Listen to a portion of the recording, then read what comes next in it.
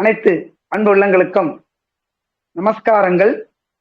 இன்று ஒரு அற்புதமான தலைப்பை ஆரம்பிப்பதற்கு முன்னாடி நம்மளுடைய ஆதியும் அந்தமும் அருவும் உருவும் இருக்கக்கூடிய இந்த இயற்கையினுடைய மூலிகைகளுக்கு அரசனான அருகம்பிள்ளை வணங்கிதான் நம்ம எந்த தொகுப்பு ஆரம்பிச்சுட்டு இருக்கோம். இந்த தொகுப்புல இந்த அருகம்பிள்ளையினுடைய ஒரு மகத்துவமும் உண்டு. இதுல இந்த தொகுப்பினுடைய ஒரு அற்புதமான சக்தி என்னங்கிறதையும் நம்ம பார்ப்போம். அதுக்கு முன்னாடி அகஸ்திய மாமுனிவரை வணங்கி, இந்த பூமி தாயை வணங்கி, இந்த பூமி தாய் நம்ம கொடுக்கக்கூடிய இயற்கைகளெல்லாம் நம்மை போற்றி, சித்தர்களை போற்றி, இந்த விவசாய பெருமக்களை எல்லாம் வணங்கி போற்றி இந்த வகுப்பை நாம் அற்புதமாக பார்க்க இருக்கின்றோம். இரைப்பை வயிறு சம்பந்தப்பட்ட ஒரு அற்புதமானதொரு தொகுப்பு. இந்த இரைப்பை வயிறு சம்பந்தப்பட்ட தொகுப்பு அப்படின்னு எடுத்துக்கிட்டோம்னா,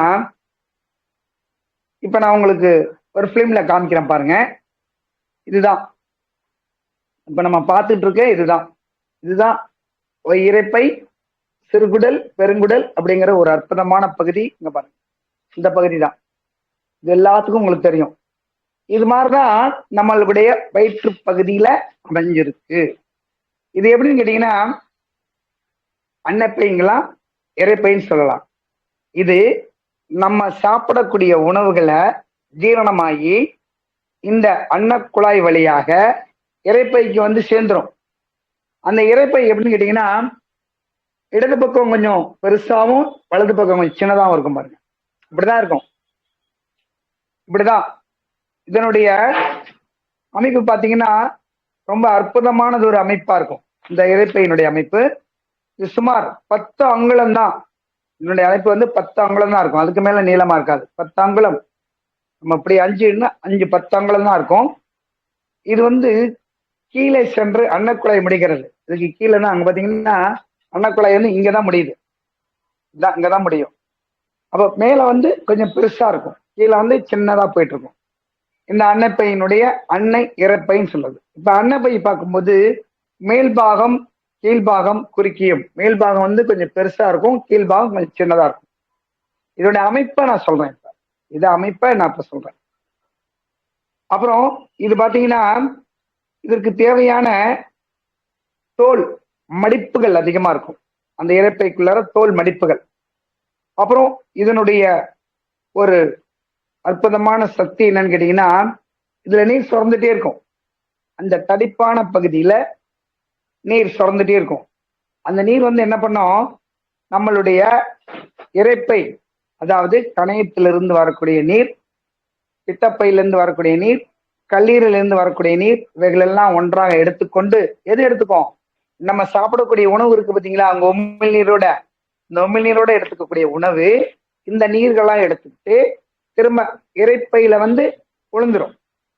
அந்த இரைப்பையில விழுந்தோன்னே அந்த இரைப்பையினுடைய மடிப்பு சதைகள், அங்க இருக்க சுரப்பிகளை என்ன பண்ணும், ஒரு மிஷின் எப்படி ரொட்டேட் ஆகிட்டே இருக்கு, அரைச்சிக்கிட்டே இருக்கு, அது மாதிரி இது பம்ப் பண்ணிட்டே இருக்கும், அப்படியே உரைச்சிக்கிட்டே இருக்கும். அந்த உள்ள இருக்க அந்த உணவுகளை அரைச்சிக்கிட்டே இருக்கும்.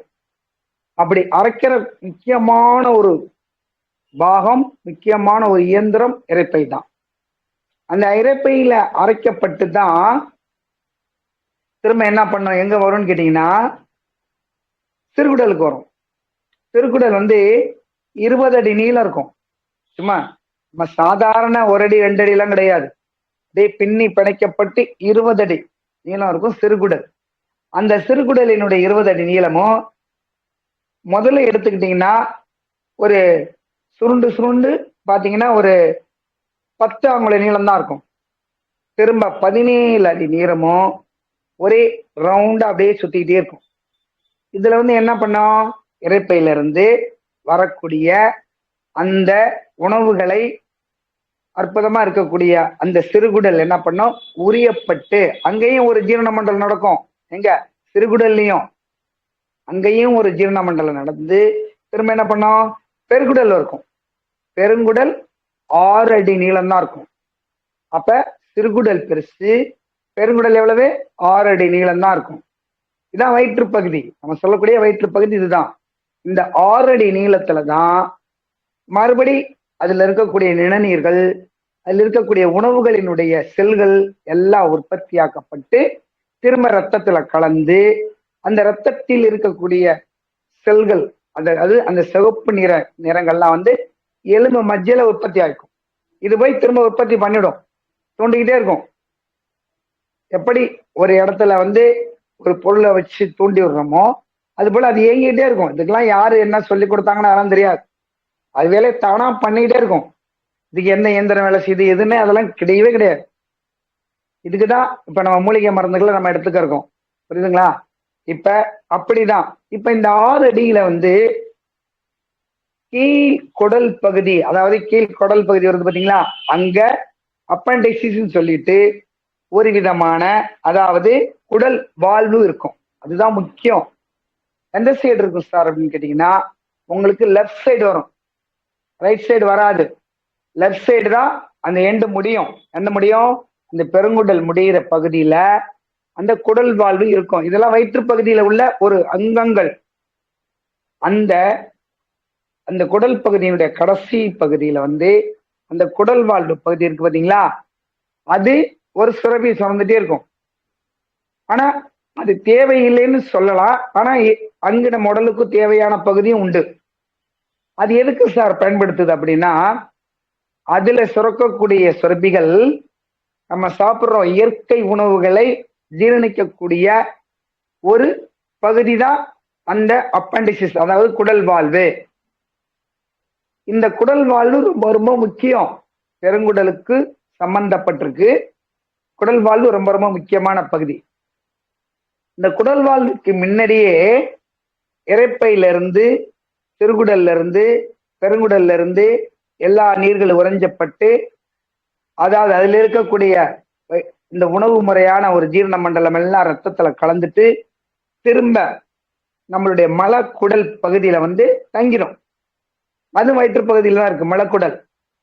அப்ப இது வந்து எவ்வளவு உறிஞ்சப்பட்ட நீர்லாம் எடுத்துருதோ மீதி இருக்கக்கூடிய மலங்கள் மலப்பையில வந்து தங்கிக்கும். அப்ப குடல் வாழ்வுக்கும் மலப்பைக்கும் எந்த சம்பந்தமே இல்லை. இது ஒரு பகுதி தனி, மலக்குடல் பகுதி தனி.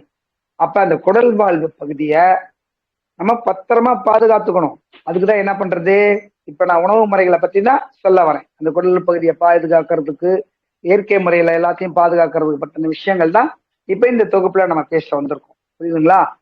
இப்ப அதுக்கு முன்னாடி நான் சொன்னது போல இதுக்கெல்லாம் என்னென்ன மூலிகைகள் வேணும் அப்படின்னு கேட்டீங்கன்னா, ஃபர்ஸ்ட் நம்ம என்ன பண்றோம், சோம்பு கொஞ்சம் எடுத்துக்கிறோம்.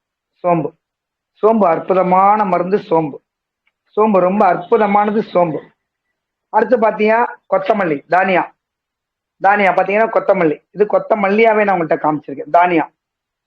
அப்புறம் பாத்தீங்கன்னா சதக்குப்பைன்னு ஒரு மருந்து இருக்கு. சதக்குப்பை கடையில எல்லா பக்கமும் கிடைக்கும். சதக்குப்பை அது நமக்கு தெரிஞ்சது. இன்னொன்னு கருஞ்சீரகம். கருஞ்சீரகமா வாங்கிக்கிட்டீங்கன்னா நல்லது, அதுல எந்த கலப்படமும் இருக்காது. கருஞ்சீரகம். அடுத்து லவங்கப்பட்டை. பட்டை உங்களுக்கு நல்லாவே தெரியும், லவங்கப்பட்டை. இந்த பாருங்க, இதுதான் லவங்கப்பட்டை. இது வந்து ஒரு மரத்திலிருந்து எடுக்கக்கூடிய ஒரு அற்புதமான பட்டை, லவங்கப்பட்டை. இது லவங்கப்பட்டை. அப்புறம் அப்புறம் பாத்தீங்கன்னா லவங்கப்பட்டை அதிமதுரம். இந்த பாருங்க, இதான் அதிமதுரம். இது வந்து அதிமதுரம். அதிமதுரம் இந்த மாதிரி இருக்கும். அதிமதுரம் அதிமதுரம் கேட்டீங்கன்னா கிடைக்கும். இதுதான் இருக்கும் அதிமதுரம். அப்புறம் சிறு கற்கண்டுகள், சிறிய கற்கண்டுகள். இதெல்லாம் எப்படி பயன்படுத்துறது அப்படிங்கிறத பத்தி தான் இந்த தொகுப்புல நம்ம பார்க்க போறோம். புரியுதுங்களா? அதுக்கு முன்னாடி நான் சொன்னேன் இந்த குடல் வாழ்வு அதை பத்தின ஒரு டீட்டெயில் எடுத்துட்டு அப்புறம் இரைப்பைக்கு நம்ம வந்துருவோம். புரியுதுங்களா? இந்த குடல் வாழ்வு என்ன பண்ணோம், நம்ம இயற்கையான உணவுகளை எடுத்துக்கிட்டோம்னா அதுல சுரக்கக்கூடிய சுரப்பிகள் ரொம்ப நல்லா இயக்க வச்சு அந்த குடல் வாழ்வு அழுகாது.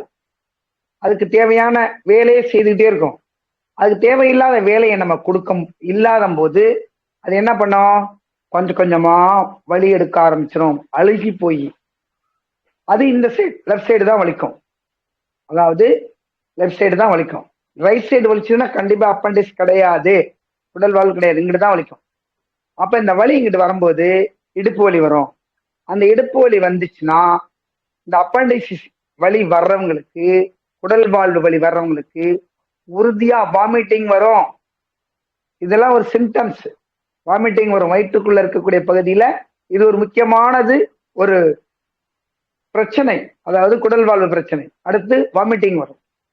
இந்த வாமிட்டிங், இந்த வலி தாங்க முடியலன்னா எவ்வளவு சீக்கிரம் நீங்க அதை ஒண்ணு ரிமூவ் பண்ண முடியுமோ பண்ணிடணும். இல்லைன்னா அதுக்குள்ள முறையை ஸ்கேன் பண்ணி பார்த்து கண்டுபிடிச்சிட்டோம்னா அந்த வலி குறைஞ்சிச்சுன்னா எந்த பிரச்சனையும் இல்லை. இல்லைன்னா இந்த குடல் வாழ்வு என்ன பண்ணும், அலைவி போய் வெடிச்சதுன்னா தன்னுடைய ரத்தத்துல கலக்கும் போது அது ஒரு விஷ நீரா மாறி போயிடும். அப்ப உயிருக்கே ஆபத்து வந்துடும். அதனாலதான் குடல் வாழ்வுங்கிறத ரொம்ப ரொம்ப எச்சரிக்கையாக அந்த வழியை கண்டுபிடித்து உடனடியாக தீர்வு காண வேண்டும். நம்ம அதை ஒரு கேர்லெஸ்ஸாவோ அஜாக்கிரதையோ எடுத்துக்க கூடாது. ஒரு 10 நாளைக்கு தொடர்ந்து வலி இருக்குன்னா ஸ்கேன் போட்டு பார்த்துருங்க, குடல் வாழ்வுல அழுகி போற தன்மை ஏற்படுதான்னு. இப்படிதான் அந்த குடல் வாழ்வை நம்ம ரொம்ப ரொம்ப முக்கியமா பாதுகாத்து வச்சுக்கொள்ள வேண்டிய ஒரு பகுதி. இப்ப குடல் வாழ்வினுடைய ஒரு அற்புதங்களையும் அதற்கான தீர்வுகளையும் பார்த்துட்டோம். இதற்கு சித்த மருத்துவத்துல என்ன சார் இருக்குன்னா, இந்த குடல் வாழ்வுக்கு சித்த மருத்துவ மொழிகள் இருந்தாலும் அதை ஜீரணிக்கக்கூடிய உன்னதமான உணவுப் பொருள்கள், அதாவது இயற்கை மூலிகைகள் தான் அதுக்கு தேவை. அப்பதான் அது நல்லா இயற்கையமா இயங்கும். இயற்கை மூலிகைகள்னா என்ன, பச்சை கேரட் சாப்பிடலாம், நூக்கல் சாப்பிடலாம், அதாவது மிக்சியில போட்டு அடிச்சு நூக்கல் ஜூஸ் குடிக்கலாம், பழ ஜூஸ்கள் சாப்பிடலாம், கரும்பு ஜூஸ் ரொம்ப ரொம்ப பெஸ்ட். இதெல்லாம் நம்ம சாப்பிட்டோம்னா கண்டிப்பாக அந்த ஒரு தொல்லையில இருந்து, அதாவது இந்த அப்பண்டிக்ஸ் சொல்ற தொல்லையில இருந்து நம்ம விடுபடலாம். புரியுதுங்களா? அப்புறம் பாத்தீங்கன்னா இப்ப நம்ம அப்பண்டிக்ஸ் முடிச்சிட்டோம். வயிற்றுப்பகுதியில் இருக்கக்கூடிய ஒரு அப்பண்டிக்ஸினுடைய தொகுதி முடிச்சிட்டோம். அடுத்து இறைப்பைக்கு வந்துருவோம். புரியுதுங்களா?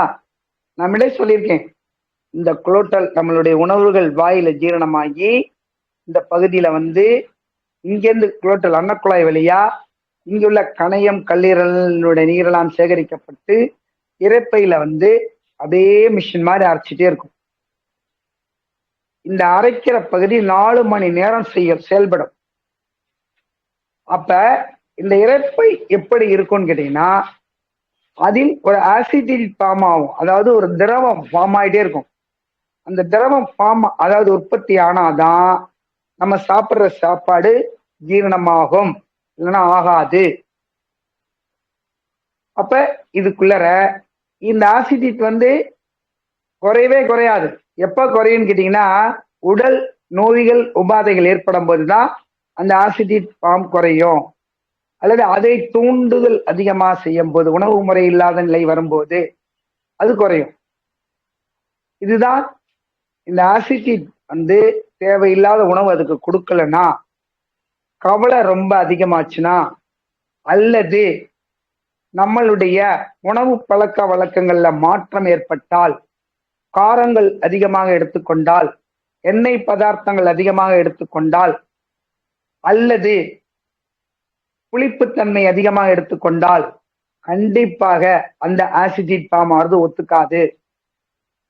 அது என்ன பண்ணும், ஒரு ஆசிட் சொன்னாவே அரிப்புத்தன்மை ஏற்படுத்தும். அப்ப இதெல்லாம் அங்க போய் உள்ள போகும்போது அங்க ஒரு அரிப்புத்தன்மை ஏற்படுத்தும். அதுதான் அல்சர், அதாவது வயிற்றுப்புண் என்று சொல்லக்கூடிய ஒரு விதமான நோய், அதாவது இரைப்பையில. அந்த வயிற்றுப்புண் ஏன் சார் ஏற்படுதுன்னா, இப்ப நான் சொன்னது போலதான் உணவு பழக்க வழக்கங்கள், அதுவும் குறிப்பா மது அருந்துதல், புகையிலை போடுதல், புகையிலை பயன்படுத்துதல், அதை விட இதெல்லாம் தீய பழக்கங்களினால் வயிற்றினுடைய அந்த ஆசிட் புண்ணாகும். அப்ப புண்ணாச்சுன்னா சாப்பிடக்கூடிய பகுதி ஜீரணமாகாது, வயிறு உப்புசமடையும், எரிச்சல் எடுக்கும், விக்கல் எடுக்கும், வாந்தி வரும்.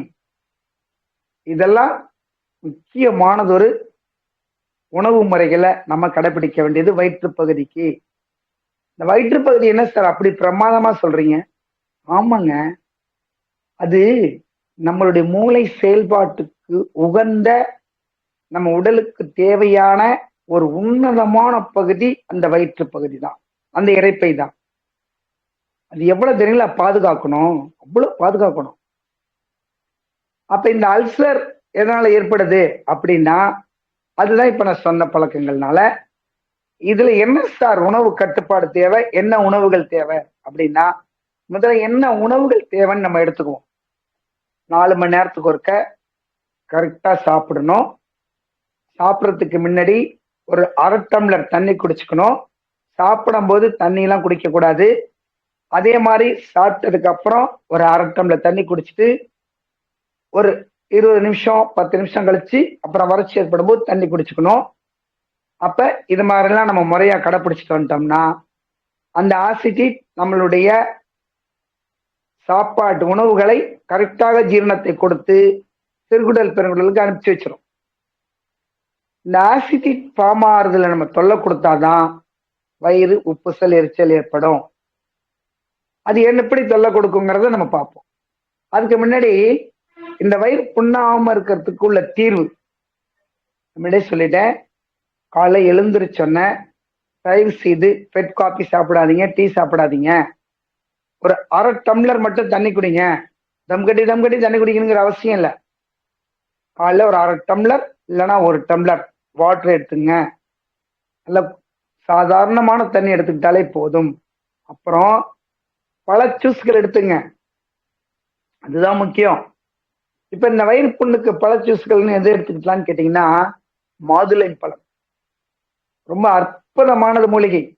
மாதுளை அதை வாங்கிட்டு வந்து அதுல விதைகள்லாம் எடுத்து, விதையை மட்டும் தூக்கி போட்டுறக்கூடாது, விதையோட போட்டு மிக்சியில் அடிச்சு திரும்ப வடிகட்டி காலையில 1 டம்ளர் வெறும் வயிற்றுல குடிங்களேன். கண்டிப்பா அதில் இருக்கக்கூடிய துவர்ப்பு தன்மை, அதில் இருக்கக்கூடிய விட்டமின்கள் அந்த ஆசிட்டிட் பாமாற அந்த நீரை தன்மையப்படுத்தி கொண்டு சீராக உணவை ஜீரணிக்க செய்யக்கூடிய சக்தி இந்த மாதுளம்பழத்துக்கு உண்டு. எல்லாத்துக்குமே அல்சர் இருக்கும், இல்லைன்னு சொல்ல முடியாது. காரணம் உணவு பழக்கம், மனக்கவலை, தூக்கம் இல்லாதது, டென்ஷன் ஆகிறது, ஒரு சில மனசுக்குள்ள போட்டு ஏதாச்சும் குழப்பிட்டே இருக்கிறது, தேவையில்லாத மாத்திரைகளை கடையில வாங்கி சாப்பிட்றது, இதெல்லாம் ஆசிடிட் ஃபார்ம் ஆகி வயிறு புண்ணை ஏற்படுத்தும். அப்படியே உரசிக்கிட்டே இருக்கும்ல, உயர்வை ஏற்படுத்தும். இப்ப நம்ம என்ன தீர்வுங்கிறத பார்த்துறோம். இதுக்கு மாதுளை பெஸ்ட். அப்புறம் எடுத்துட்டீங்கன்னா இயற்கையான உணவு பழக்க வழக்கங்களை காலையில் எடுத்துக்கலாம். பீட்ரூட் ஜூஸ் சாப்பிடலாம், பச்சை கேரட் சாப்பிடலாம், நூக்கல் பச்சையாக சாப்பிடலாம், புடலங்காய் கூட பச்சையாக சாப்பிடலாம். புடலங்காய் வயிறு புண்ணாத்தும், பச்சை மீன் சாப்பிடலாம், துவர்ப்பு தன்மையெல்லாம் இருக்காது புடலங்காய். ஏன்னா எந்த அளவுக்கு நம்ம நேச்சுரலா எடுத்துக்கிறோமோ அந்த அளவுக்கு அதனுடைய பயன் அதிகமாக இருக்கும். அதான் நம்ம சொல்லக்கூடிய ஒரு முக்கியமான விஷயங்கள். அதனுடைய பயன் என்ன பண்ணோம், அதிகமா இருக்கும். இப்ப என்னென்ன உணவு பழக்க வழக்கங்கள் தேவைங்கிறத நம்ம பகிர்ந்துக்கிட்டோம். இப்ப இந்த வயிறு புண் ஏற்படுவதனால் என்ன உணவை சேர்க்கக்கூடாது அப்படிங்கிறத பார்ப்போம். அதுக்கு என்ன உணவு சேர்க்கக்கூடாதுன்னா, முதல்ல எடுத்துக்கிட்டீங்கன்னா தயிர் எல்லாரும் சாப்பிடுங்க, உங்களுக்கு வயிறு புண்ணு ஆத்தும்பாங்க. தயவு செய்து தயிரை எடுத்துக்காதீங்க. ஏன் எடுத்துக்க வேணாம் சார்னா, அது முன்னாடியே பால் கொஞ்சம் அதுல விட்டு தயிர் போட்டு ஈஸ்டட் ஆகி தயார் பண்ணி வச்சிருச்சு. திரும்ப அந்த அல்சர்காரவங்க தயிர் புளிப்போட எடுத்துக்கிட்டோம்னா அது போய் என்ன பண்ணும், அந்த வயிற்றுக்குள்ள இருக்கக்கூடிய அந்த புண்களை, அதாவது அந்த தசை நார்களை அரிக்க ஆரம்பிச்சிடும்.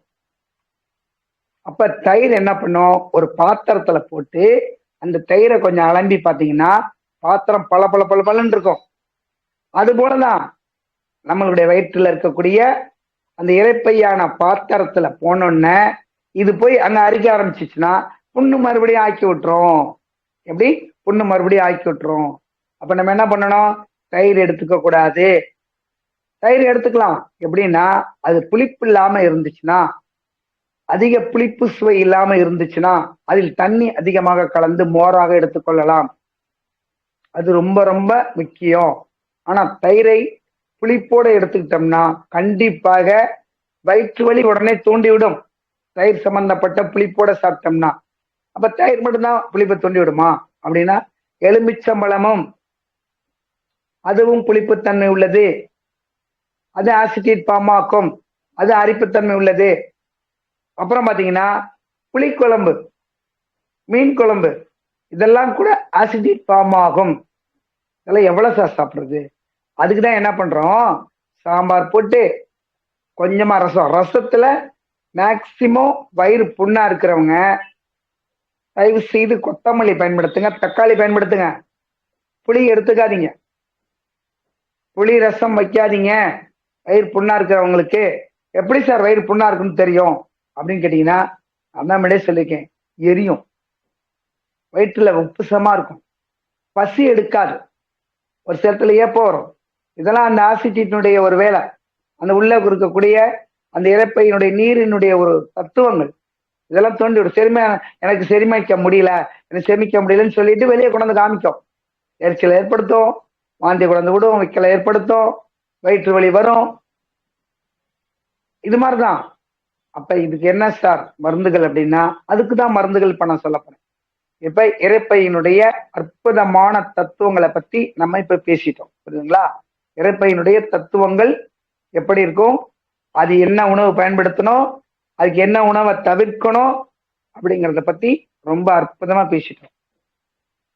இந்த இறைப்பையினுடைய ஒரு முக்கியமான நிகழ்வு என்னன்னு கேட்டீங்கன்னா, 4 மணி நேரத்துக்கு ஒருக்கதான் தன்னுடைய ஜீரண மண்டலத்துல வேலை செஞ்சு, இப்ப காலையில 8 மணிக்கு சாப்பிட்றோம்னா 12ல இருந்து 1, அப்புறம் இரவு 8ல இருந்து 8:30, இப்படிதான் அது 4 மணி நேரத்துக்கு ஒருக்க தன்னுடைய வேலையை தானா செஞ்சு அனுப்பிச்சு சிறுகுடல்ல போய் நீர் உறிஞ்சப்பட்டு பெருங்குடலுக்கு வந்து மலைப்பைக்கு போயிடும். அப்புறம் ரத்தத்துல அது கலந்து செல்களா உற்பத்தி ஆயிடும். இப்படிதான் ஆயிட்டு இருக்கு. ரொம்ப அற்புதமான ஒரு இயக்கம் இந்த இரைப்பையினுடைய இயக்கம். இந்த இரைப்பை பக்கத்துல நான் சொன்ன போல கணையம் இருக்கும், கல்லீரல் இருக்கும், பித்தப்பை இருக்கும். இதெல்லாம் நீர் இருக்கு, தேவைப்படும். எப்படி நம்ம உணவுல ஃபர்ஸ்ட் எடுத்தோன்னா சாம்பார் போடுறோம், காய்கறிகள் எடுத்துக்கிறோம், அப்புறம் கொஞ்சமா ரசம் போடுறோம், அப்புறம் கடைசியில மோர் சாப்பிட்றோம், சோர்ப்பு எடுத்துக்கிறோம். அது போலதான் இந்த நீர்களும் அது தேவையான ஒரு உணவுகளை எடுத்துக்கும். பித்தப்பை நீர் எடுத்துக்கும், இரைப்பை கணைய நீர் எடுத்துக்கும், உடல்ல இருந்து உமிழ் நீர் சுரப்பு நீர் எடுத்துக்கும். இதெல்லாம் ஒன்னா சேரும் போதுதான் அந்த இரைப்பைக்கு சப்போர்ட் அதிகமா இருக்கும். நேரா போனோன்னு நேரா போய் இரைப்பையில இறங்கிடாது. உணவு என்ன பண்றாது, இறையில இறங்கினா செமிக்காது. டக்குனு ஒருத்தர் முழுங்கிடுவாங்க, முழுங்கிட்டாங்கன்னா அது செமிக்காது. அப்பதான் அவங்களுக்கு உப்பு ஷாவர். இந்த வயிற்றினுடைய ஜீரண மண்டலத்துக்கு, அதாவது அதிகமா பயன்படுத்தக்கூடாத ஒரு பொருள் அசைவ உணவுகள். அசைவ உணவுகள் நிறைய இப்ப பயன்படுத்துறாங்க, ஆனால் அதுக்கு ரொம்ப கஷ்டப்படும். எது? அந்த இரைப்பை. நம்மளுடைய இரைப்பை என்ன பண்ணும், ஜீரணமாகறதுக்கு ரொம்ப கஷ்டப்படும். அதனாலதான் ஒரு சில பேர் பிரியாணி சாப்பிட்டா ஜெமிக்கிறது இல்ல, மட்டன் சாப்பிட்டா செமிக்கிறது இல்ல. அதுல வேலை அதால செய்ய முடியல. அப்ப அதுக்கு தொல்லை பண்ணுது. நம்ம என்ன பண்றோம், நாக்குக்கு சுவை, இந்த நாக்கு நுனியில சுவை, அது உள்ள போயிட்டுன்னா உமிழ்நீருக்கு சுவை, அது உள்ள போயிட்டுன்னா ஜீரண மண்டலம். அவ்வளவுதான். இந்த சுவைக்காக வேண்டிதான் அதை நம்ம அப்படி பயன்படுத்துறோம். அதை இயற்கையா எடுத்துக்கிட்டோம்னு வச்சுங்களேன், எந்த கவலையுமே நமக்கு கிடையாது. இப்படிதான் ஒவ்வொரு மூலிகைகளினுடைய ஒரு மகத்துவத்தை நம்ம பயன்படுத்தி உணவு முறையில எடுத்துக்கிட்டோம்னா ரொம்ப ரொம்ப அற்புதமா இருக்கும்.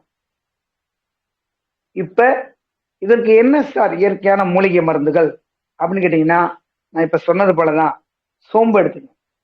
இந்த பாருங்களேன், சோம்பு இது ரொம்ப ரொம்ப அற்புதமான மருந்து. இந்த சோம்பினுடைய தத்துவம் பாத்தீங்கன்னா, ஜீரணத்தை உண்டு பண்ணும், துவர்ப்புத்தன்மை உள்ளது, உடல் ஆரோக்கியத்தை கொடுக்கக்கூடியது, கோபத்தை குறைக்கக்கூடியது. இன்னொன்னு, இந்த சோம்பினால் உள்ளிருக்கக்கூடிய ஜீரண மண்டலம் ரொம்ப அற்புதமா, எப்படி ஜீரகம் நம் உடலை சீராக வச்சிருக்கிறதோ அது போல இந்த சோம்பும் நம் உடலை சீராக அற்புதமா வச்சிருக்கோம். புரியுதுங்களா? இதுதான் நம்ம சோம்பினுடைய மகத்துவம். புரியுதுங்களா? அடுத்து பாத்தீங்கன்னா தானியம், கொத்தமல்லி. இந்த கொத்தமல்லி விதையா எடுத்துங்க. இப்ப நான் இலைய காமிச்சிருக்கேன். விதையா எடுத்துக்கிட்டீங்கன்னா ரொம்ப ரொம்ப நல்லது. அடுத்து கொத்தமல்லி. அப்புறம் சதக்குப்பைன்னு கேட்டு பாத்தீங்கன்னா கடையில கிடைக்கும். அது இது மாதிரிதான் இருக்கும், சதக்குப்பை. அதை வாங்கிக்கோங்க. இப்ப நான் மண்ணில் சொன்னது சோம்பு, தானியம் அதாவது கொத்தமல்லி, அடுத்து இது பாத்தீங்கன்னா சதக்குப்பை, அடுத்து கருஞ்சீரகம். கருஞ்சீரகம் ரொம்ப ரொம்ப மகத்துவமானது. கருஞ்சீரகத்தினுடைய சக்தியெல்லாம் நிறைய இருக்கு. அது கருஞ்சீரகத்துக்குன்னே ஒரு வகுப்பை நம்ம கொடுக்கலாம். அவ்வளவு சக்தி இருக்கு கருஞ்சீரகத்துக்கு. அந்த கருஞ்சீரகமும் இதுல கொஞ்சம் சேர்த்துக்கணும். இது நான் சொன்ன மூலிகளை கருஞ்சீரகமும் சேர்த்துக்கணும். இந்த கருஞ்சீரகம், அப்புறம் லவங்கப்பட்டை.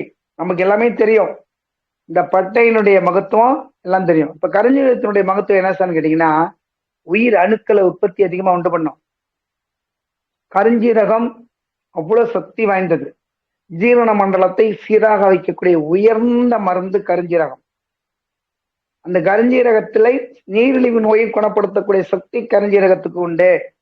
ஒருத்தருக்கு நீரிழிவு நோய் இருக்குன்னா கருஞ்சீரக டீ போட்டு குடிங்க, இல்லைன்னா கருஞ்சீரகத்தை தேன்ல குழைச்சு குடிங்க. கண்டிப்பாக நீரிழிவு உங்களை குணப்படுத்தும். கருஞ்சீரகத்துக்கு அவ்வளவு விசேஷம் உண்டு. கருஞ்சீரகத்துக்கு அவ்வளவு மகத்துவம் உண்டு. உடல் உயிர் அணுக்களை உற்பத்தி பண்ணும், நம்ம உடலுக்கு ஆரோக்கியத்தை கொடுக்கும். ஆன்டி ஆக்சிடென்ட் சொல்லக்கூடிய ஒரு உன்னதமான உயிரணுக்கள் சக்திகளை உண்டு பண்ணும். கருஞ்சீரகம் உடல்ல இன்னும் சொல்ல போனா இந்த கைகால் எழுப்பு கூட வராது. கருஞ்சீரகத்தினுடைய பவர் ரத்த கொதிப்பை கண்ட்ரோல் பண்ணும், நீரிழிவை கண்ட்ரோல் பண்ணும். இவ்வளவும் அந்த கருஞ்சீரகத்துக்கு ரொம்ப ரொம்ப மகத்துவமானது கருஞ்சீரகம். அந்த கருஞ்சீரகத்துக்கு ஈக்குவலானது லவங்கப்பட்டை. இந்த பட்டை நிறைய இடத்துல போட்டிருப்பாங்க. அதாவது இந்த பட்டையினுடைய மகத்துவம் என்னன்னு கேட்டீங்கன்னா, இதை உடைச்சு பார்த்தீங்கன்னாவே ஒரு சுமல் வரும், ஒரு அற்புதமான சுமல் வரும். இந்த லவங்கப்பட்டையில நம்ம பல கூட்டுகளுக்கு பயன்படுத்துறாங்க, பல பொரியலுக்கு பயன்படுத்துறாங்க. இதை அப்படியே நசுக்கி இப்ப நான் சொல்ற உணவு முறையில பயன்படுத்தலாம்.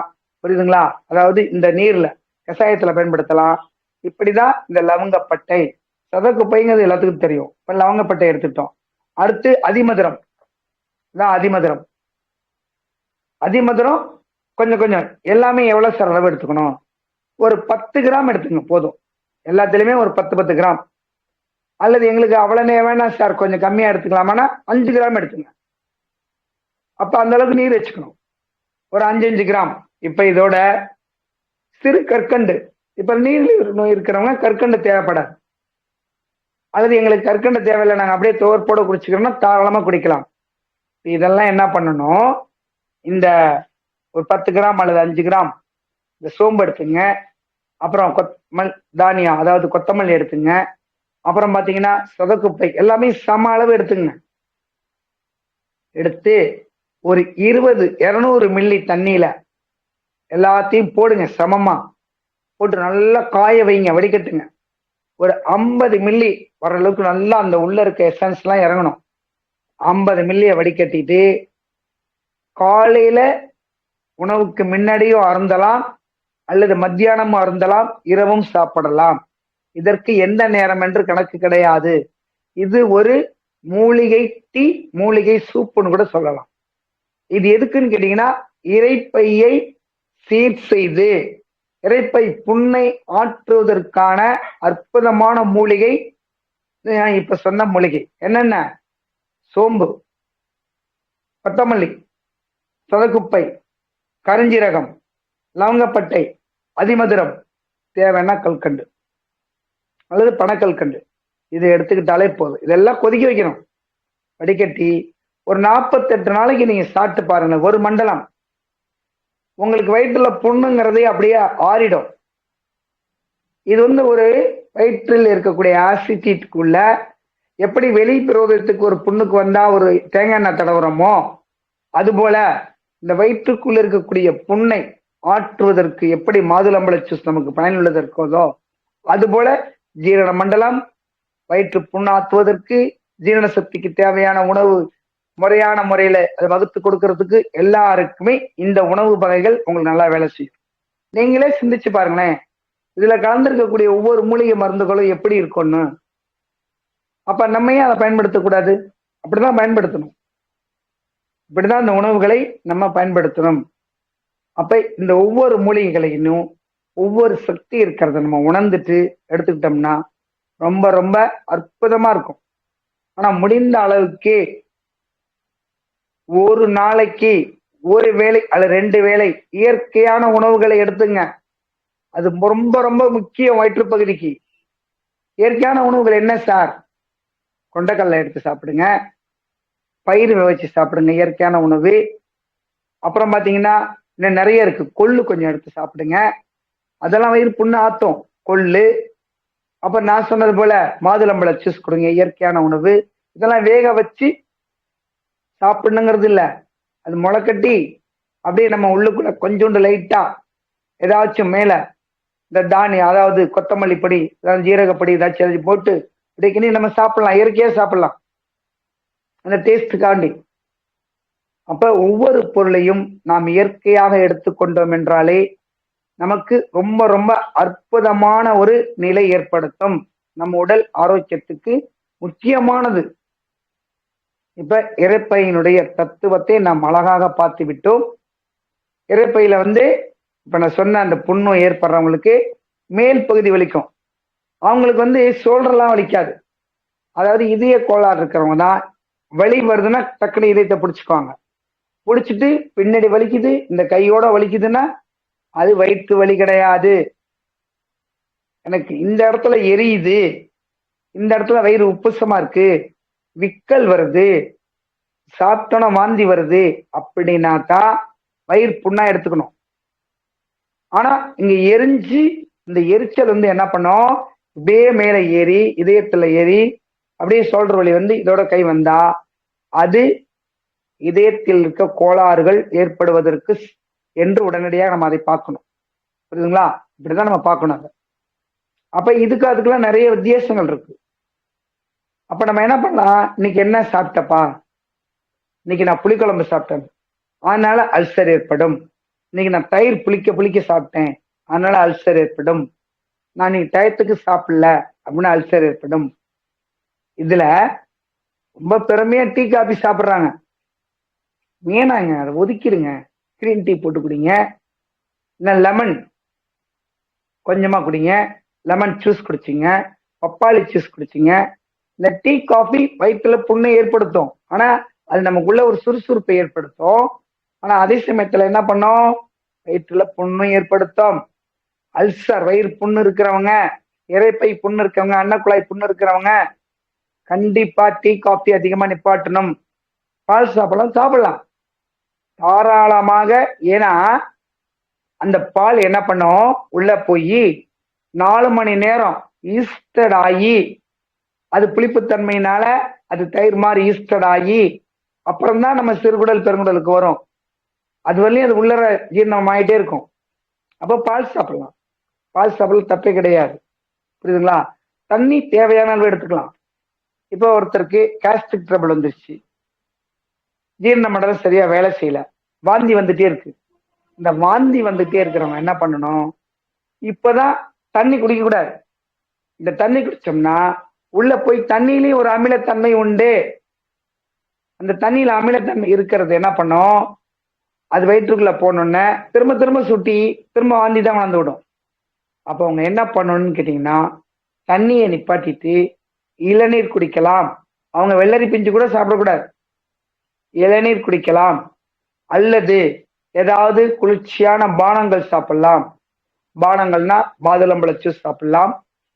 அல்லது ஆரஞ்சு சாப்பிடக்கூடாது, சாத்துக்குடி. ஏன்னா ஆரஞ்சு புளிப்புத்தன்மை ஏற்படுத்தும், திரும்ப ஆசிட் ஃபார்ம் ஆயிடும்.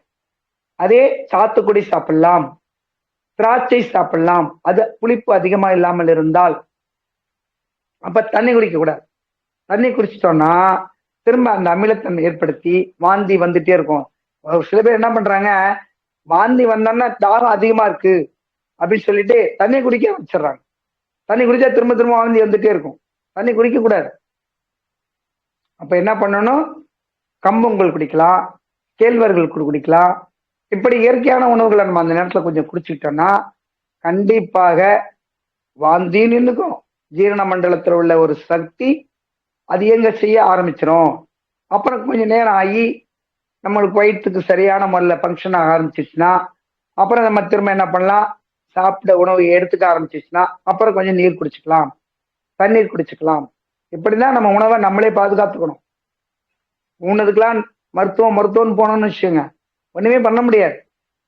சரி சார், எனக்கு இரவு நேரத்துல வயிற்று வலி அதிகமா வந்துடுச்சு, ஒண்ணுமே பண்ண முடியல, குழந்தைங்களும் வயிற்று வலியில கத்துது, என்ன பண்றதுன்னு தெரியல. ஆனா அதுக்கு வயிற்று வலி தான் நல்லா தெரியுது, உருண்டு உருண்டு பிறண்டு பிறண்டு கத்துது. இதுக்கு என்ன பண்ணலாம்னா, கண்டிப்பாக முருங்கை இலை எல்லா இடத்துலயும் கிடைக்கும், இல்லாம இருக்கவே இருக்காது. அந்த முருங்கை தலையை கொண்டு வந்து வச்சுட்டீங்கன்னா, அது என்ன பண்ணுங்க, நல்லா நசுக்கி ஒரு துணியில வச்சு ஒரு 20 சொட்டு எடுத்துங்க. அந்த முருங்கைத்தலை 20 சொட்டுல ஒரு சுடுதண்ணி, இளமான சுடுதண்ணில கலந்துட்டு ஒரு சிட்டிகை மட்டும் உப்பு போடுங்க, ரொம்ப போடாதீங்க. ஒரு சிட்டிகை உப்பு முருங்கை சாறுல போட்டு ஒரு 2 வேளை ஒரு அரை மணி நேரத்துக்கு ஒருக்க அந்த முருங்கை சூப்பு, முருங்கைனுடைய சாரை பச்சையா குடிங்களேன். எவ்வளவு பெரிய வயிற்று வலியா இருந்தாலும் உடனடியா நிற்கும். இது இயற்கையின் மூலையோட ஒரு மகத்துவம். முருங்கைச்சாறு நல்லா வச்சு இதை மிக்சியில போட்டு அடிச்சுக்கலாம், அடிச்சு எடுத்துங்க, தப்பு கிடையாது. மிக்சியில போட்டு கொஞ்சம் அடிச்சு சாறு எடுத்துங்க, ஒரு அரை டம்ளர் எடுத்துங்க. ஏன்னா நுணுக்கும் போது ஒரு 10 சொட்டு 20 சொட்டு தான் நம்ம புளிய முடியும். மிக்சியில போட்டு அடிச்சிட்டோம்னா அரை டம்ளர் எடுத்துக்கலாம். அப்ப அந்த அரை டம்ளர் கொஞ்சோண்டு உப்பு இளம் சுடு தண்ணியில கலந்து டிப் பண்ணி கொஞ்சம் கொஞ்சம் அப்படியே டபக்குன்னு குடிச்சிடக்கூடாது. கொஞ்சம் கொஞ்சமா டிப் பண்ணி, நுனி நாக்குல டிப் பண்ணி இந்த உமிழ் நீரோட அன்னக்குழாய் நீரோட கொஞ்சம் கொஞ்சமா இறக்கிட்டு வந்தோம்னா கண்டிப்பா அந்த வயிற்று வலி உறுதியாக உங்களுக்கு நிற்கும். இதில் எந்த மாற்றமுமே இல்லை. வயிற்று வலி நிக்கிறதுக்கு அற்புதமான மருந்து. அப்புறம் இதுக்கு மேல நிக்கல சார், நீங்க என்ன பண்ணலாம், இங்க பாருங்களேன், இது எல்லாத்துக்குமே தெரியும். ஆமணக்கு விதை, முன்னாடியே காமிக்க மறந்துட்டேன். ஆமணக்கு விதை, இந்த ஆமணக்குல இருந்து எடுக்கக்கூடிய விதையில இருந்து எடுக்கக்கூடியதான் விளக்கெண்ணெய். அது 2 ரீசன்னால வலிக்கும். அதுக்கப்புறம் நான் ஒரு விஷயத்துக்கு வருவேன், அதுக்கு முன்னாடி சொல்லிடுறேன். இந்த வயிற்று வலிக்கு இது என்ன பண்ணணும், தொப்புல சுத்தி நல்லா தடை விடணும். நம்மளுடைய தொப்புள் பகுதியில தடை விடணும். அந்த தொப்புள் பகுதியில ஒரு மூளை நீர் எப்படி சுரக்குதோ அப்படி அங்க ஒரு நீர் சுரந்துட்டே இருக்கும். மூளை பகுதி சின்னதுன்னே சொல்லலாம், தொப்புளுக்கு கீழே. அந்த தொப்புள் பகுதி தாயினுடைய தொப்புள் கூடிய உணவுகளை கொடுத்து நம்மளுக்கு எல்லா சக்தியும் கொடுக்கக்கூடிய ஒரு பகுதி, அது அப்படியேதான் இருக்கும். அது எந்த மாற்றமும் இல்லை. தொப்புளுக்கு கீழே ஒரு சின்னோண்டு மூளை மாதிரி ஒரு சுரப்பி இருக்கும். அது தாயினுடைய தொப்புள் கொடி மூலமா நம்ம நீர்களை கொடுத்த அந்த சுரப்பி, அதில மூளை நீர்னே சொல்லலாம், அப்படி இருக்கும். அது என்ன பண்ணும் தெரியுங்களா, நம்மள ஒரு துக்க காரியத்துக்கு போனாவோ அல்லது வேற இடத்துக்கு எங்கேயாச்சும் போனாலோ அது உணர்ந்துகிட்டு பசியை நமக்கு தூண்டி விடாது. அப்படி சக்தி உள்ளது அது. அதுக்கும் ஒரு வேலை கொடுத்துருக்காங்க பாருங்க, நம்ம இறப்பையில அந்த குடல் பகுதிகளை அதுக்கு நம்ம கொடுத்துருக்காங்க பாருங்க. அது உண்மை வேற. என்ன சார், தொப்புளுக்கு கீழே திலுண்டு மூளை இருக்கா, அங்க சுரபி மூளை இருக்குங்க. அதனாலதாங்க நம்ம ஒரு காரியாக்கள் போகும்போது அந்த ஆவல்ல இருக்கும்போது பசியை தூண்டாது. ஒரு வேலை செய்யும் போது அந்த வேலையை முடிக்கிற வழி நமக்கு பசியை தூண்டாது. அது உணர்ந்துக்கும், மூளைக்கு கொடுக்கும். இன்னைக்கு ஒரு துக்கத்துல இருக்காரு, இன்னைக்கு ஒரு வேலையை முடிக்கணும் ஆர்வத்துல இருக்காரு, அதனால அவருக்கு பசியினுடைய வேகத்தை கொஞ்சம் குறைச்சு கொடு அப்படின்னு சொல்லி இது மூளைக்கு வேலையை கொடுக்கும். இதுதான் உண்மை. இது எல்லாருமே புரிஞ்சுக்கக்கூடிய சக்தி உண்டு, புரிஞ்சுக்கணும். ஏன் நமக்கு துக்க பசி எடுக்க மாட்டேங்குது? அப்ப இந்த மூளையினுடைய ஒரு தாக்கம் அங்கே செயல்படுது. இதுதான் உண்மையும் கூட. அப்ப அந்த பகுதியினால் நாம இப்ப இந்த இரைப்பையினுடைய சக்தி நமக்கு எல்லாத்துக்கும் பாதுகாப்பு அளிக்கும். அப்ப இந்த தொப்புள் கொடியில பக்கத்துல இந்த விளக்கெண்ணெயை தடவும் போது அங்க ஒரு குளிர்ச்சி தன்மை ஏற்பட்டு கண்டிப்பாக எவ்வளவு பெரிய வலியா இருந்தா கூட கண்டிப்பாக அது மாறிவிடும். விளக்கெண்ணெய் மட்டும் சொல்லலாம், விளக்கெண்ணெயினுடைய சக்தி பின்னாடி சொல்றேன். அது ஒரு தொகுப்பு உப்பையே நான் சொல்ல ஆரம்பிச்சிருவேன், சொல்றேன். அடுத்து சிறுகுடல், அது எப்பவுமே இயங்கிக்கிட்டே இருக்கும், பெருங்குடல் இயங்கிட்டு இருக்கும். ஆனால் இந்த சிறுகுடலில் ஏதாவது புண் அதிகமா ஏற்பட்டால் அதனாலேயே வயிற்று வலி வரும்.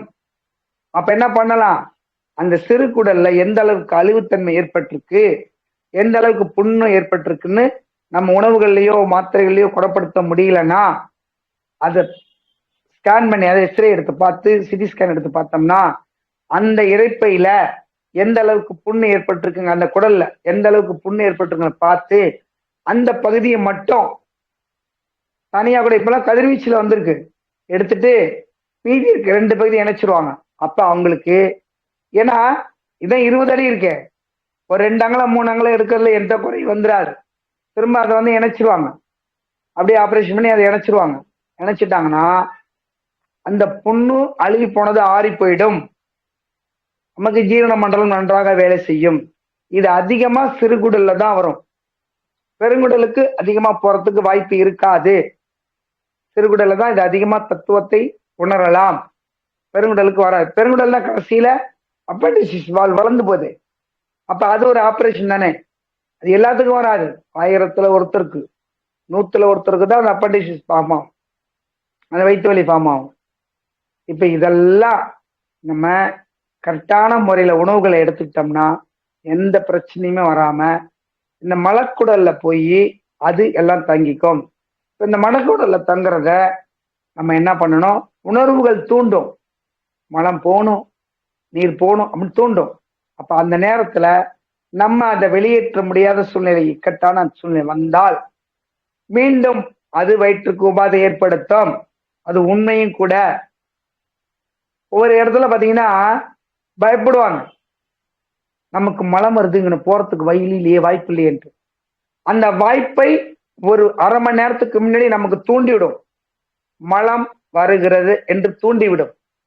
அப்ப நம்ம என்ன பண்றோம், எந்த இடத்துல இதுக்கு தேவையான முறைகள் இருக்குங்கிறத நம்ம கண்டுபிடிச்சிட்டோம்னா, நிறைய இடத்துல போற இடம் பெட்ரோல் பங்க் இருக்கு, அங்க கழிவுகள் அறைகள் இருக்கு, பெரிய ஹோட்டல் கழிவறைகள் வச்சிருக்காங்க. ஏன் நம்ம பயப்படணும்? நம்ம பயந்துக்கிட்டு ஐயோ இங்க போகக்கூடாது, நம்ம பயம் அங்க போகக்கூடாது அப்படின்னு அந்த பயமே இருக்கக்கூடாது. கழிவுங்கிறது இயற்கை, அது அசிங்கமாவும் நினைக்க கூடாது.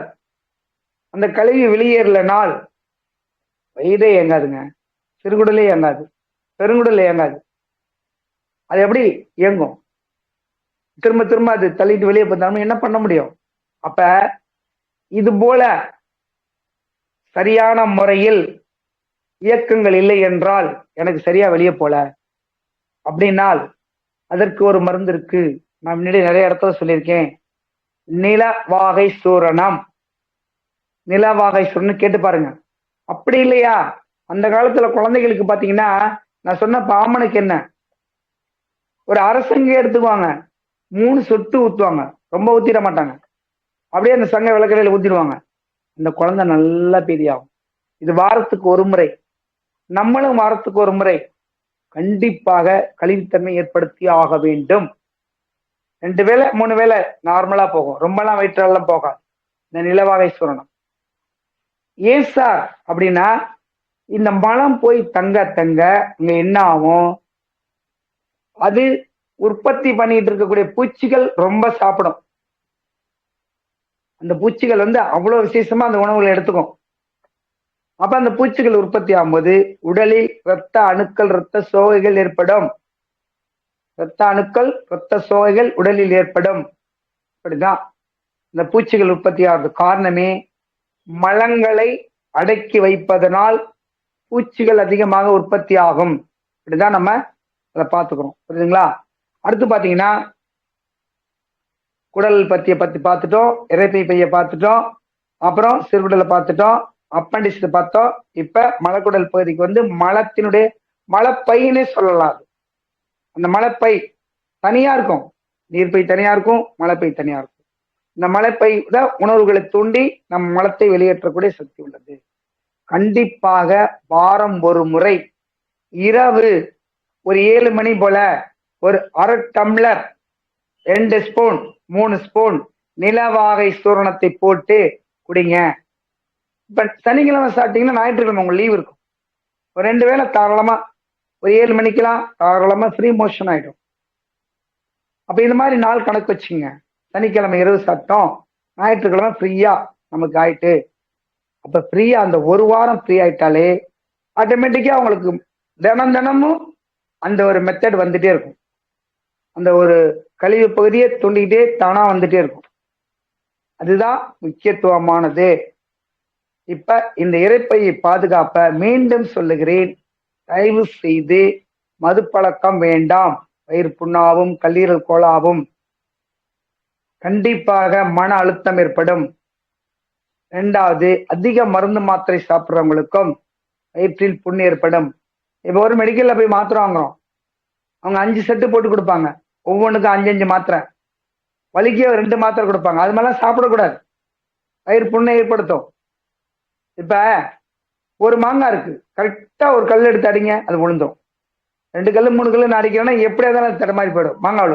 அப்படிதான் உங்களுக்கு வலி இருக்கா, ஒரு மூலிகை எடுத்துங்க, நான் சொன்ன அந்த முருங்கை சூப் எடுத்துங்க, விளக்கெண்ணெய் தடை விடுங்க, ஏதாச்சும் ஒண்ணு பயன்படுத்துங்க, கண்டிப்பா வயிற்று வலி நிற்கும், உறுதியா நிற்கும்.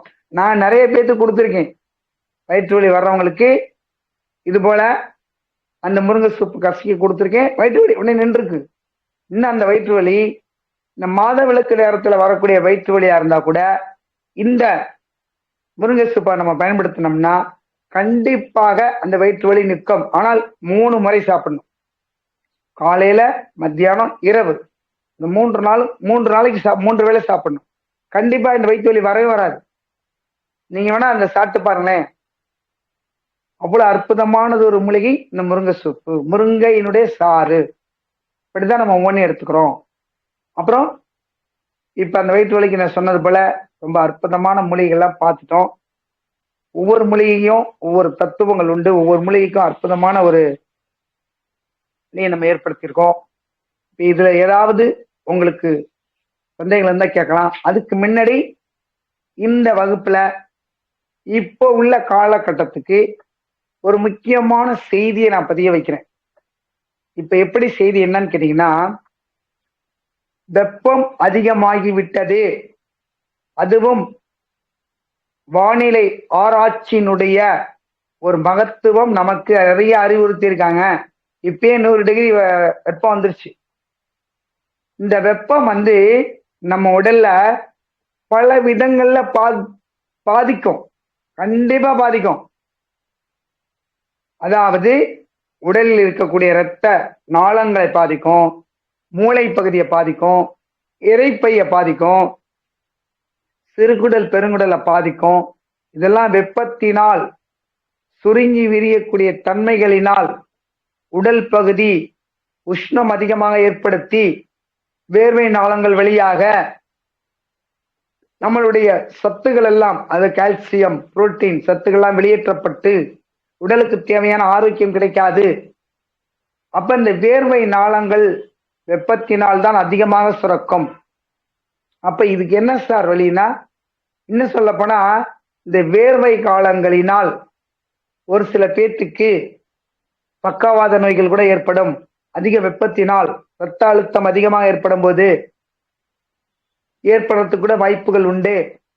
அப்ப இதுக்கெல்லாம் என்ன பண்ணணும், கண் நோய்கள் ஏற்படும். வெப்பம் அதிகமாவது கண் வலி ஏற்படும், கண் நோய்கள் ஏற்படும். கண்ணுல ஒரு விதமான வெள்ளையான துகள்கள் வரும். இதுக்கெல்லாம் என்ன சார், இப்ப வெப்பம் வந்துருச்சு, இதெல்லாம் நாங்க எப்படி குணப்படுத்த முடியும்?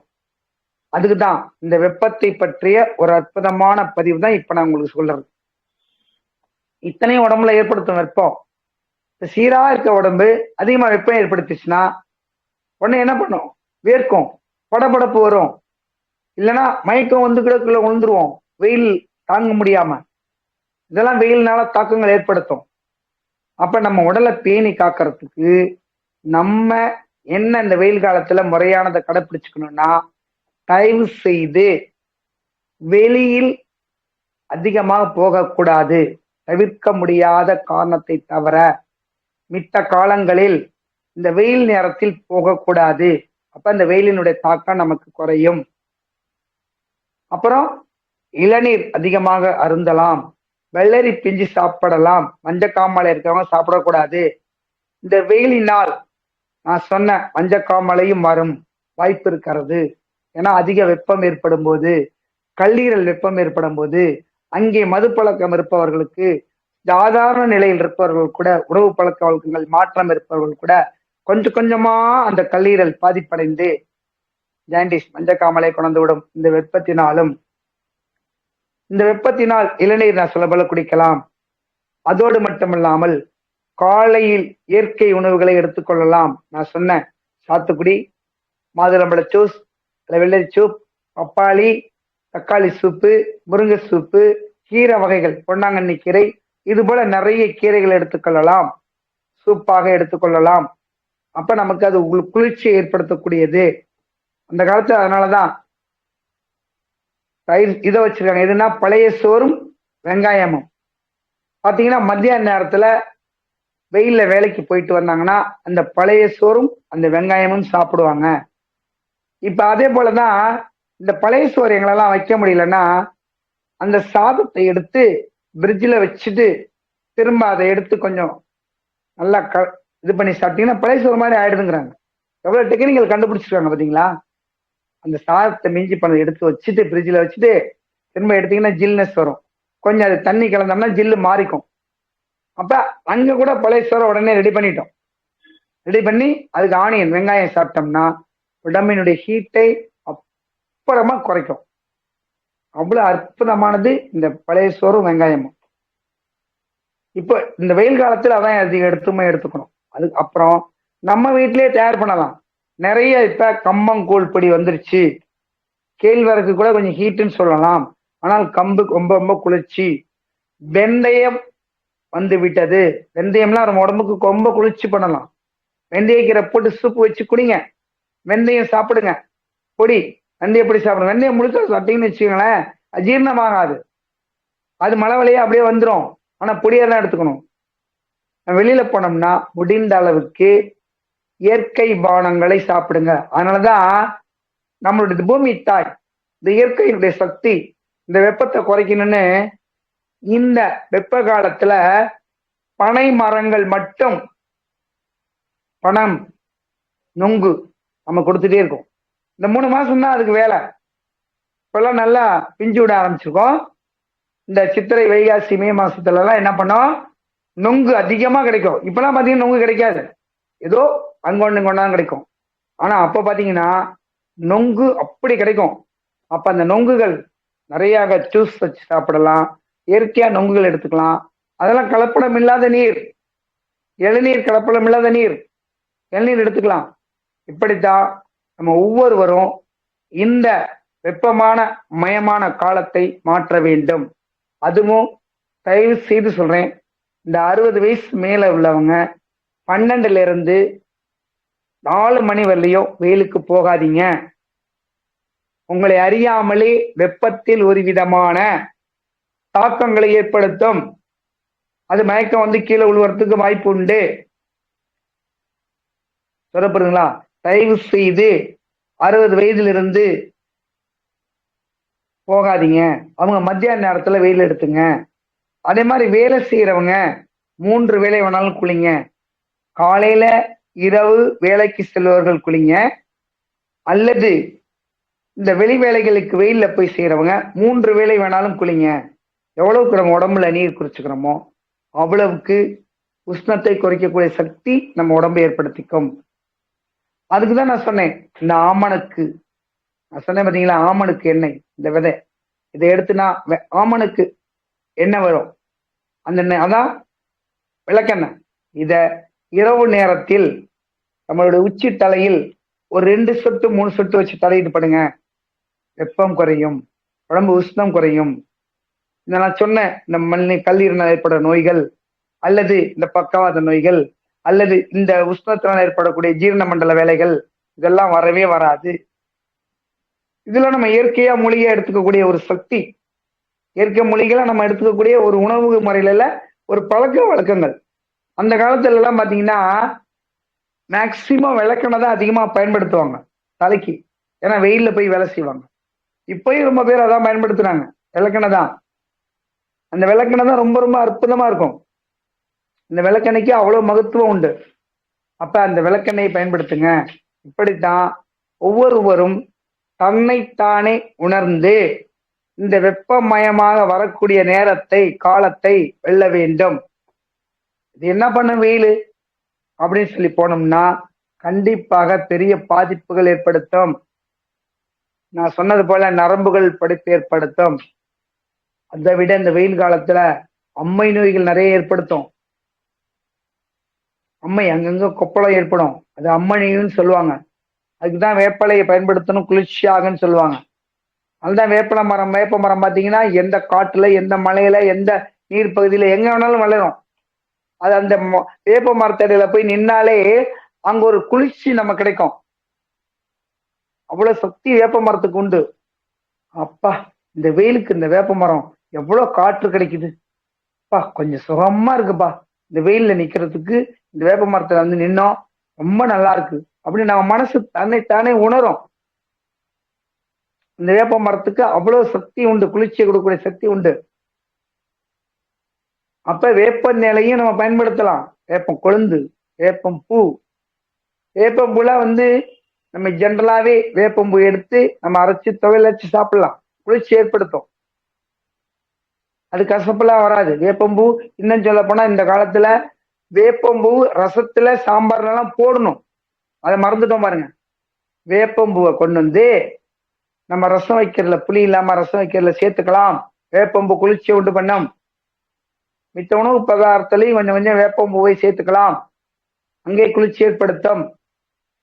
இப்படிதான் நம்ம ஒவ்வொருத்தரும் இயற்கையான முறைகளை நம்ம கடைப்பிடிச்சிட்டு கொண்டு போயிட்டோம்னா அங்கு நமக்கு எந்த விதமான தாக்கங்களும் ஏற்படுத்துறதுக்கு வாய்ப்பே இல்லை. இப்ப பாத்தீங்கன்னா இதுல ஒரு முக்கியமான பகுதியா தான் இந்த வெப்பத்தை பத்தி நான் இப்ப சொல்லியிருக்கேன்.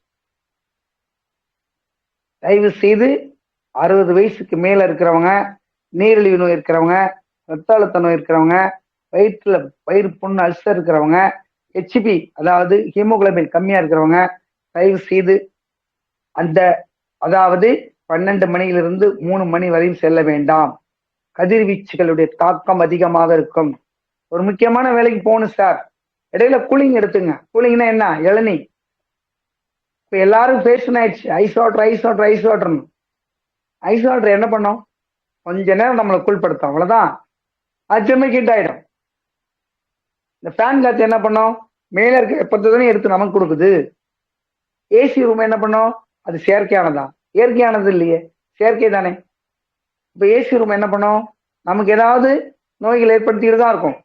எல்லாம் ஏசி ரூம் தான் வச்சுட்டாங்க இந்த வெப்பத்தை தாக்குறதுக்கு.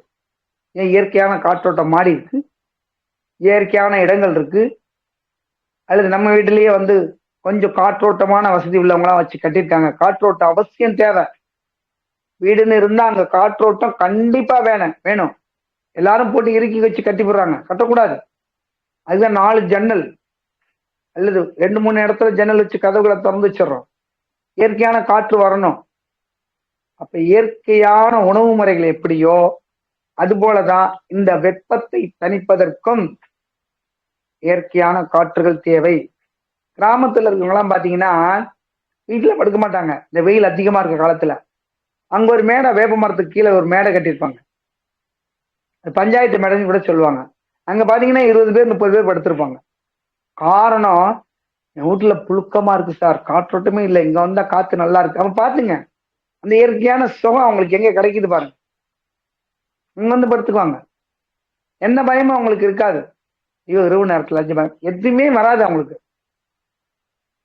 அப்படி பாதுகாப்பான இடமா அந்த ஊர் மத்தியில இருக்கும். அந்த மரத்தடியில தென்னை போட்டு கட்டி இப்பயும் வச்சிருக்காங்க. அப்ப பாருங்களேன், இயற்கை நமக்கு எந்தெந்த வழியில எப்படி எப்படிலாம் உதவி செய்யுதுன்னு. அப்ப அந்த இயற்கையை நம்ம எப்பவுமே பாதுகாத்து வளர்த்துக்கிட்டோம்னா நம்ம எல்லா விதத்திலுமே வாழ்க்கையை நம்ம சீரான முறையில கொண்டு போயிட்டே இருக்கலாம். இப்படிதான் இயற்கையினுடைய தத்துவங்களை நம்ம பேணி காத்துட்டு இருக்கணும். இப்ப இந்த இயற்கை இறைப்பைக்கு எப்படி எப்படி உணவுகள் தேவை, பெருங்குடலுடைய வேலை என்ன, சிறுகுடலுடைய வேலை என்ன, நான் சொன்ன இந்த அப்பண்டிசிஸ் குடல் வாழ்வு எல்லாமே இறைப்பையும் வயிறு சம்பந்தப்பட்ட ஒரு விதமான இயக்கங்கள் தான். இது கோளாறாச்சுன்னா சிறுகுடல் கோளாறாகும், சிறுகுடல் கோளாச்சுன்னா பெருங்குடல் கோளாறாகும், பெருங்குடல் கோளாறாச்சுன்னா மனம் சரியா போகாது. அப்படிதான் ஒவ்வொன்றுக்கும் ஒவ்வொரு இணைப்புகளை ஏற்படுத்தி நம்ம உடல் ஆரோக்கியத்தை பெறுகிறது. அதோடு நான் எப்படி சொல்றோம், இங்கிட்டு இருக்க ரத்தம் இங்கிட்டு ஓடுது, இங்கிட்டு இருக்க ரத்தம் இங்கிட்டு ஓடுது. அப்ப நேர தமணின்னு ஒரு ரத்தம் போகுது, தமணின்னு ஒரே ஒரு நரம்பு மட்டும் போயிட்டு இருக்கு. இந்த சைடு இருந்து இப்படி போகும், இந்த சைடு இருந்து இப்படி போகும். அது போகாம நிக்கவே முடியாது, போயிட்டே இருக்கும். அது போயிட்டு அது பக்கத்துல இருக்க தசைநார்கள் இருக்க நரம்புகள் தான் அசுத்த ரத்தத்தை எடுத்துக்கொண்டு நுரையீரலுக்கு கொடுக்கும். இப்படிதான் போன வகுப்புல நான் பார்த்தோம். இப்படிதான் ஒவ்வொரு இயற்கையான மூலிகைகளையும் நம்ம உணவுல சேர்த்துட்டு நம்ம வாழ்க்கையில கடைபிடிச்சிட்டோம் அப்படின்னா நம்ம என்றென்றும் ஆரோக்கியமாகவும் நோயற்ற வாழ்வு குறைவற்ற செல்வம். அதாவது எவ்வளவுதான் நம்ம சொத்துகள் சேர்த்து வச்சுக்கிட்டா கூட, எவ்வளவுதான் நம்மள்கிட்ட இருக்கக்கூடிய ஒரு உறவுகள் இருந்தா, நட்புகள் இருந்தா கூட, நம்ம உடல் ஆரோக்கியமாக இருந்தால்தான் நாம் செய்யக்கூடிய செயல்களும் நன்றாக செய்ய முடியும். நம்மளுடைய படிப்பு, கல்வி, வேலை எல்லாமே கரெக்டா வரும். நம்ம ஆரோக்கியம் இல்லாம அங்க போயிட்டு எனக்கு தலை சுத்துது, எனக்கு வாந்தி வருது, என்னால ஒர்க் பண்ணவே முடியல அப்படிங்கிற பிரச்சனைகள் எல்லாம் மீறணும்னா இயற்கை உணவுகளை கடைபிடிங்க. சீரான உணவு முறைகளை கடைபிடித்து இது வேண்டும் இது வேணான்னு ஒதுக்குங்க. இப்பெல்லாம் ஃபாஸ்ட் ஃபுட் வந்துருச்சு, அதெல்லாம் அவாய்ட் பண்ணுங்க. ஃபாஸ்ட் ஃபுட்லாம் அது என்னத்துக்கு? ஃபாஸ்ட் ஃபுட் என்ன? அது அவ்வளவு பிரிட்ஜில் வந்து எடுத்து வச்சு நம்ம கொடுக்கக்கூடிய ஒரு தீமையான உணவுங்க ஃபாஸ்ட் ஃபுட்டு.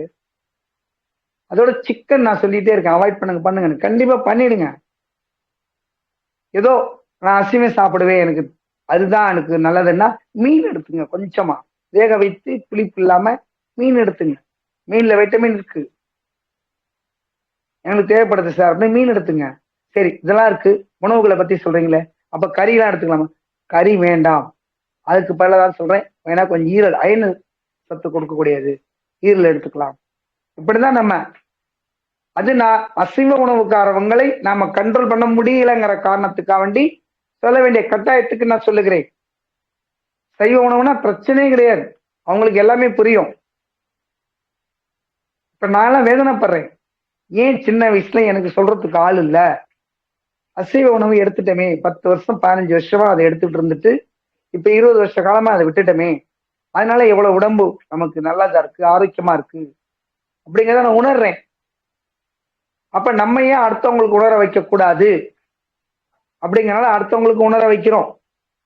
நீங்க எல்லாம் அதை உணர்ந்துக்குங்க. எங்களுக்கு எல்லாம் சொல்றதுக்கு ஆள் இல்ல, வாங்கி கொடுத்து கொடுத்து சாப்பிடுமாங்க. ஆனா இப்ப நான் என்ன சொல்றோம், வேணாம். அதனால பல கெடுதல்கள் வருது, வயிறு புண்ணு வருது, அல்சர் ஏற்படுத்துது, ஜீரண மண்டலம் வேலை செய்யாது, கோபத்தை உண்டு பண்ணும். அந்த மாமிஷம் எல்லாம் நம்ம கோபத்தை தூண்டும். ஏன்னா அது மிருகங்களுடைய மாமிஷம் அல்லவா, கோபத்தை தூண்டும். அப்ப இரைப்பைக்கு, சிறுகுடலுக்கு, நம்மளுடைய வயிற்றுக்கோளாறுக்கு எல்லாமே உணவு முறையும் தேவை, அவசியம். அதான் தேவை, அவசியம், அதுதான் தேவை. அப்ப நம்ம ஒவ்வொருவரும் இந்த மாதிரி கடைப்பிடிச்சிட்டு வந்துட்டோம்னா கண்டிப்பாக, உறுதியாக, உண்மையாக ஆரோக்கியமான இரைப்பையை நாம் பாதுகாக்கலாம், சிறுகுடலை பாதுகாக்கலாம், பெருகுடலை பாதுகாக்கலாம். நான் சொல்வது போல மலக்குடலில் மலத்தை அடக்கி வைக்காமல் எந்த அளவுக்கு வாரம் ஒரு முறை அதை கழுவி ஏற்படுத்தி வயிற்றில் பூச்சி இல்லாமல் பண்ணலாம். இப்படியெல்லாம் நம்முடைய இரைப்பையும் நம்முடைய வயிற்று பகுதியையும் பாதுகாத்து கொண்டோம் என்றால் என்றென்றும் நலமுடன் வளமுடன் ஆரோக்கியமாக வாழலாம் என்று வாய்ப்பளித்தமைக்கு நன்றிகள் பல கூறி விடைபெறுகிறேன். நன்றிகள், நன்றிகள், நன்றிகள். நமஸ்காரம், நமஸ்காரம், நமஸ்காரம்.